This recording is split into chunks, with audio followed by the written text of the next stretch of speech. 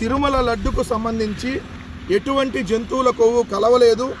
ఏదైతే కల్తీ నెయ్యి అయితే అది కూడా ఇప్పుడు ఈ చంద్రబాబు నాయుడు గారి ప్రభుత్వంలో తీసుకొచ్చినటువంటి శాంపిల్లోనే ఉంది అని చెప్పి స్పష్టంగా సిబిఐ రిపోర్ట్ ఇచ్చిన తర్వాత ఎక్కడైతే ఈ తెలుగుదేశం ఈ కూటమి ప్రభుత్వాన్ని ప్రజలందరూ చేత్కరించుకుంటున్నారు కాబట్టి వీళ్ళని చూస్తేనే అసహ్యంగా భావిస్తున్నారు కాబట్టి ఇప్పుడు ఆ బ్రోకర్ పత్రికలైనటువంటి ఈనాడు, ఆంధ్రజ్యోతిని రంగంలోకి దింపి ఈరోజు ఈనాడు రాసినటువంటి కథనం, వైకాపా హయాంలోనే కల్తీ నెయ్యి నిర్ధారణ అయినా సరఫరాదారులపై చర్యలు లేవు, పైగా అవే సంస్థలు కొనసాగించారు.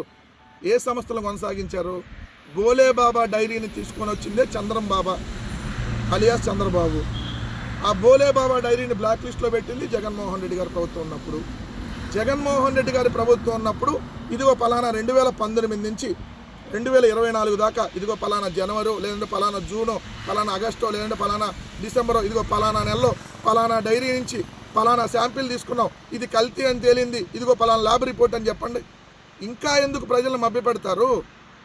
ఇంకా ప్రజలను మీరు తప్పుదో పట్టించి 310 సంవత్సరాల చరిత్ర కలిగినటువంటి తిరుమల లడ్డుని అపవిత్రం చేసి, నిజంగా ఎంత దుర్మార్గులు వీళ్ళనంటే తిరుమల లడ్డుకి కళ్ళు పెట్టారు, తిరుమల లడ్డుకి నోరు పెట్టారు, తిరుమల లడ్డుకి కాళ్ళు చేతులు పెట్టారు, తిరుమల లడ్డు ఏడుస్తున్నట్టుగా ఏ వీడియోలు తీశారు.